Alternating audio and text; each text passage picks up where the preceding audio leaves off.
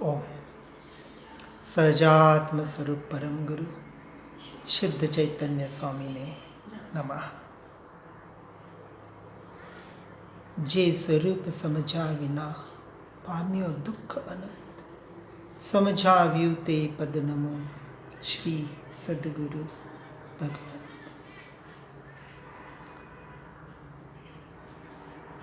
सद्वाद नए षट द्रव्य गुण पर्याय और प्रमाण का जड़ कर्म चेतन बंध का अरु कर्म के अवसान का कह कर स्वरूप यथार्थ जग का जो किया उपकार है उसके लिए जिन वाणी माँ को वंदना शतवार।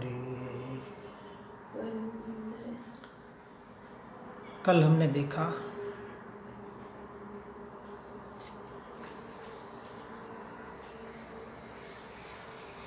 कि ज्ञानी के सर्वभाव ज्ञान में और अज्ञानी के सर्वभाव अज्ञान में ही होते हैं। और उसी को गाथा 128 से 130 में बताया कि ज्ञानमय भाव में से ज्ञानमय ही भाव उत्पन्न होते हैं। उस अपेक्षा से ज्ञानी के सर्वभाव वास्तविक ज्ञान में ही है और अज्ञानमय भाव में से अज्ञानमय भाव ही उत्पन्न होते हैं। इसलिए अज्ञानी के सर्वभाव अज्ञान में है। जैसे सोने में से सुवर्ण में कुंडल आदि पदार्थ उत्पन्न होते हैं और लोहे में से लोहे के कड़े आदि बनते हैं। लोहे में से सोने के आभूषण नहीं बन सकते और सोने से लोहे के आभूषण नहीं बन सकते। इसी तरह अज्ञानमय भाव में से अनेक प्रकार के अज्ञानमय भाव ही निकलेंगे। यह किसकी दशा है? यह भी आत्मा की ही एक दशा है। और ज्ञानियों के ज्ञानमय भाव में से सर्वभाव ज्ञानमय ही होंगे। यह भी आत्मा की ही दशा है।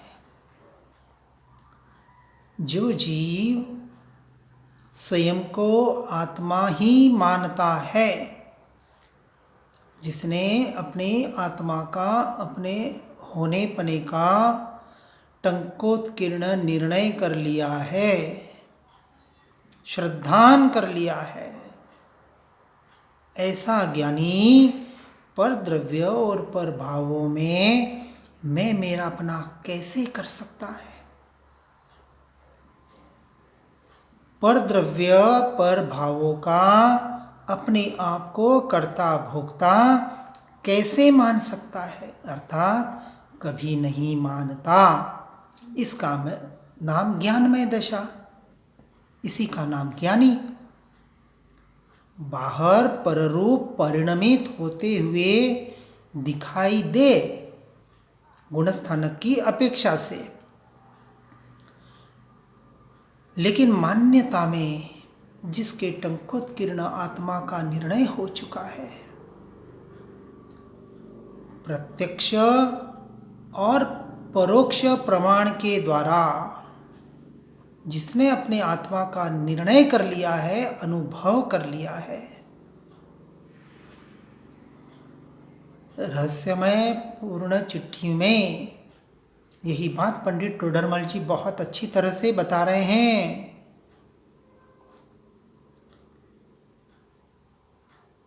कि प्रत्यक्ष परोक्ष ज्ञान ये भी अपेक्षा से पर है, प्रमाण की अपेक्षा से है, परंतु अपने आत्मा का अनुभव निर्णय करने में साधनभूत होने की वजह से उसे भी अपेक्षा से समझना पड़ेगा। जैसे व्यवहार नय और निश्चय नय को समझा, तो नय निक्षेप प्रमाण सप्तभंगी के द्वारा, स्याद्वाद शैली के द्वारा जो भी बताया जाता है उसके द्वारा अनेकांत में ऐसे अपनी आत्मा का निर्णय करने का हर जीव को प्रयास और पुरुषार्थ करना ही पड़ेगा। बस यही सम्यक दर्शन का मार्ग है, यही समकित का सच्चा स्वरूप है। इसलिए इस बात का जीव को निर्णय करना है कि पर द्रव्य पर भावों को जानते वक्त भी मैं अपने ज्ञान स्वभाव को ही जान रहा हूं। इस तरह से दूसरा अधिकार के व्यवहार की अपेक्षा से आत्मा कर्म का करता है, परंतु निश्चय की अपेक्षा से आत्मा अपने भावों का करता है, और शुद्ध निश्चय नय की अपेक्षा से आत्मा सिर्फ और सिर्फ अपने स्वभाव का करता और भोगता है। इसका निर्णय करना ही समकित का साधन है। अब तीसरे अधिकार पुण्य और पाप के स्वरूप को बताने का प्रयास कर रहे हैं। एक एक स्वरूप को जैसे जैसे हम समझकर उसका निर्णय करेंगे वैसे वैसे हमारा सम्यक दर्शन बहुत निर्मल और निर्मल होते जाएगा।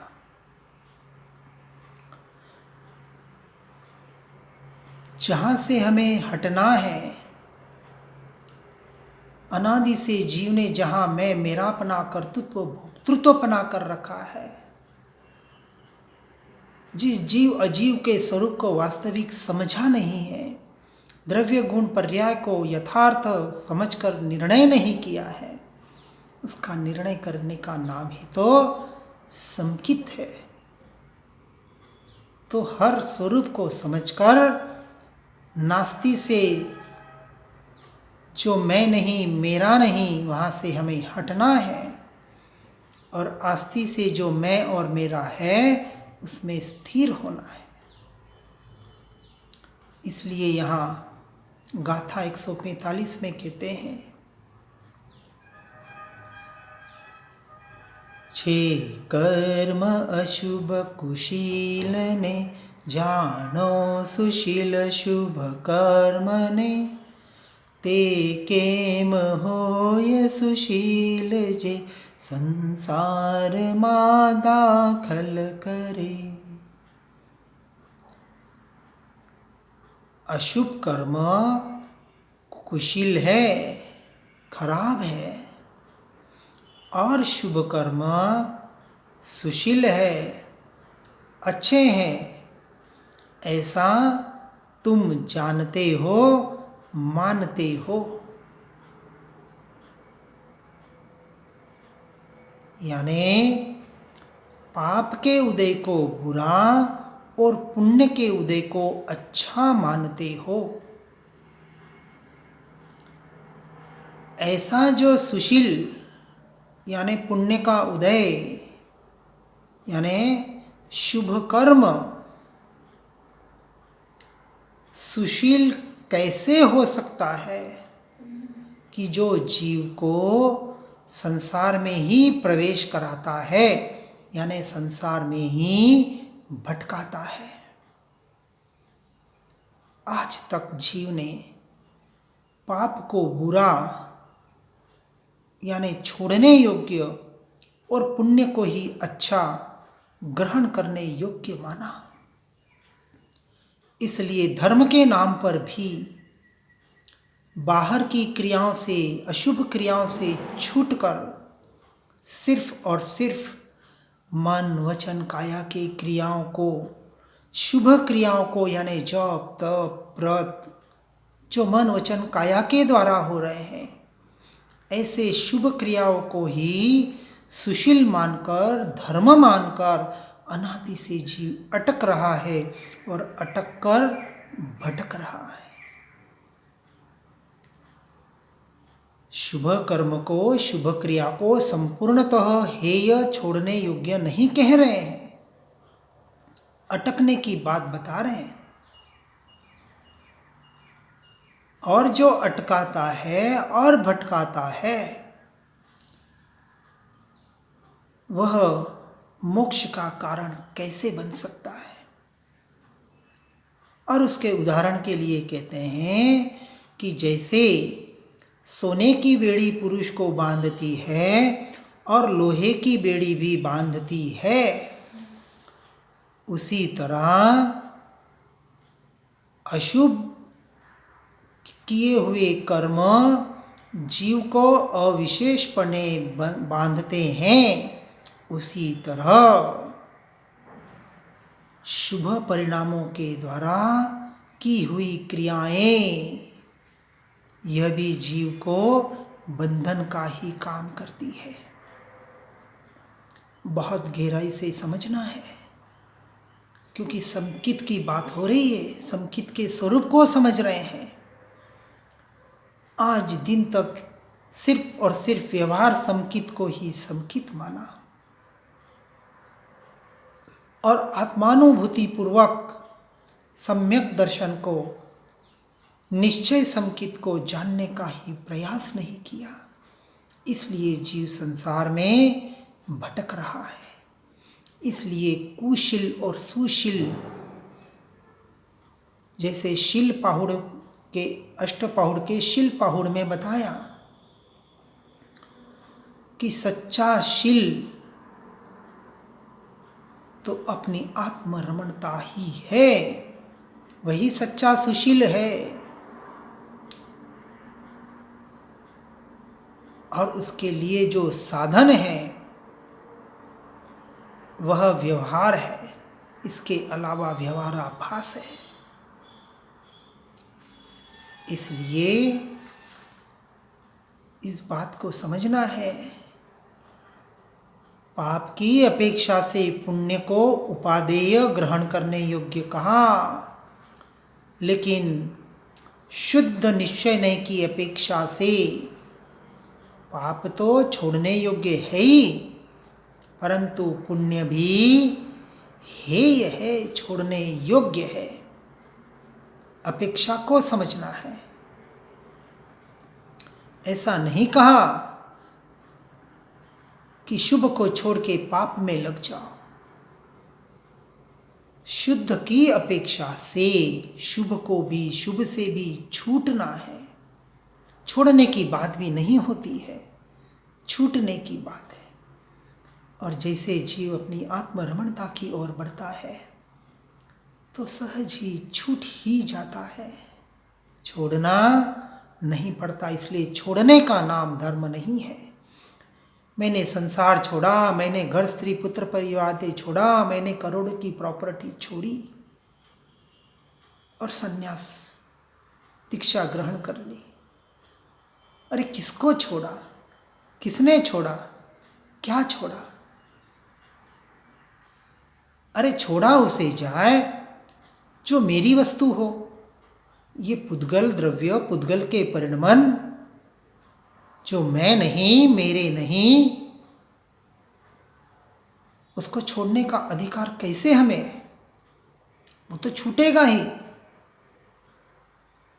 न भी छोड़ो तो जिसे हम मृत्यु कहते हैं, एक न एक दिन छूटने वाला है।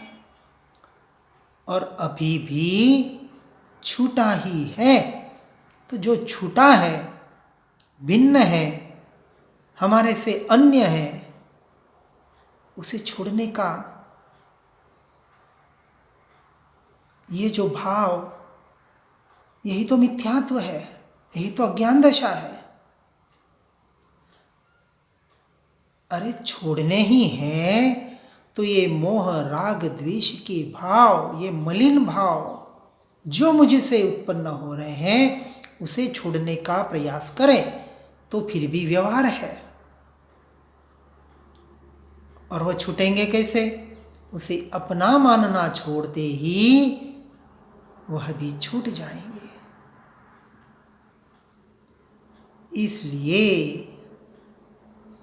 आगे गाथा 152 में बताते हैं, परमार्थ में अणस्थित जे तपने करे व्रत ने धरे सगळुय ते तप बाळने व्रत बाळ सर्वज्ञो कहे।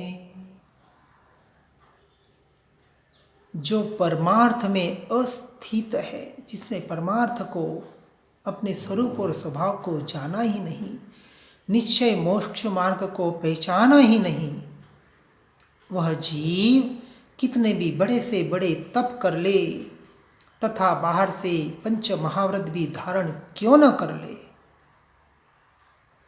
उसके सर्व तप और व्रत सर्वज्ञ के दृष्टि में बाल तप और बाल व्रत ही है।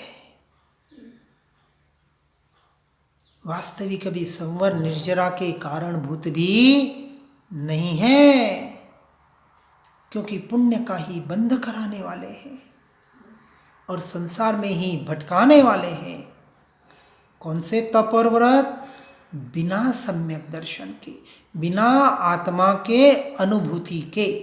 निश्चय सम्यक दर्शन की बात हो रही है। स्वसंवेदन प्रत्यक्ष आत्मा की अनुभूति जब तक नहीं है, और इस अनुभूति का स्वरूप पंडित टोडरमल जी ने रहस्यपूर्ण चिट्ठी में बहुत अच्छी तरह से बता दिया है। नहीं तो अनुभूति में बहुत अटकना हो रहा है। इसलिए आगे की ही गाथा में बता रहे हैं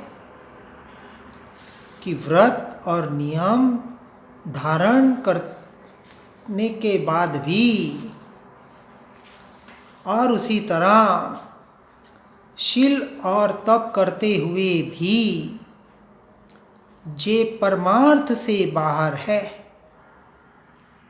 अर्थात परम पदार्थ रूप ज्ञान का, यानी कि ज्ञान स्वरूपी आत्मा का जिसको श्रद्धान नहीं है,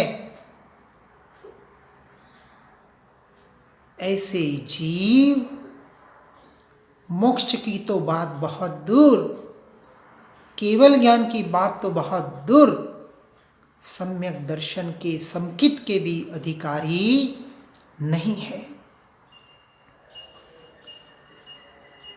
बात को बहुत गहराई से समझना है। किसी का निषेध या किसी पर आक्षेप आरोपण नहीं किया जा रहा है। समकित के सच्चे स्वरूप को हम समझने का प्रयास कर रहे हैं, जिसे हमें मुझे प्राप्त कर रहा है। ये बात मेरे लिए हो रही है, क्योंकि मोक्ष, केवल ज्ञान, सम्यक दर्शन कोई सामाजिक, कोई धर्म परंपरा, कुल परंपरा, किसी संप्रदाय का विषय नहीं है। हर जीव का अपना स्वयं का स्वतंत्र विषय है। कुल परंपरा से मोक्ष नहीं होता, स्वतंत्रता से ही मोक्ष होता है। इसलिए आगे की गाथा में यहाँ कुंद कुंद आचार्य करुणा भाव से कह रहे हैं, परमार्थ बाय जीवो अरे जाने न हेतु मोक्षनो अज्ञान तीते पुण्य इच्छे हेतु जे संसारिनो ते सर्वज्ञानी दर्शिपण निज कर्म रच आच्छादने संसार प्राप्त न जान तो ते सर्वरीते सर्वने। अर्थात जे परमार्थ से बाहर है, यानी जो ज्ञान स्वरूपी अपने आत्मा के श्रद्धान से बाहर है, आत्मानुभूति से बाहर है, उन्हें मोक्ष के का हेतु ही उन्होंने जाना नहीं है। फिर भी जो पुण्य संसार गमन का हेतु है, ऐसे अज्ञान रूपी पुण्य को मोक्ष का हेतु जानकर मानकर उसे ही इच्छते हैं। ऐसे अज्ञानी जीवों पर हमें करुणा आती है और ऐसे जीवों के लिए कह रहे हैं कि हे भव्य जीवों, कि उस आत्मा को यानी अपने स्वभाव को सर्व को जानने वाला तथा देखने वाला जो है, फिर भी स्वयं के कर्ममल से व्याप्त होते हुए, संसार को प्राप्त होते हुए होने रूप वह सर्व प्रकार सर्व को जानता नहीं है। यानी जिसने अपने आप को नहीं जाना उसने कुछ भी नहीं जाना, और जिसने स्वयं को जान लिया उसने सब कुछ जान लिया। इसलिए इस बात को सुनकर समझकर पाप से तो हटना ही है, लेकिन आत्मरमणता के नाम पर होने वाली क्रियाओं में धर्म मानने की मान्यता से भी हटकर एकमात्र आत्मानुभूति पूर्वक सम्यक दर्शन पाकर अनंत काल के लिए अपने स्वरूप और स्वभाव रमणता का पुरुषार्थ करने रूप सम्यक चारित्र में हर जीव आगे बढ़कर सच्चे मोक्ष मार्ग में प्रवेश करे। इसी भावना के साथ ओम नमः सिद्धम। जिन वाणी का पठन करूँगा शिव पथ पर आगे बढ़ूँगा, वेद विज्ञान से शुक्ल ध्यान पाऊँगा, क्षपक श्रेणी भी मैं चढ़ूँगा। जिन वाणी के ज्ञान से सूझे लोकालो, सो वाणी मस्तक नमो सदा देत हूँ धो।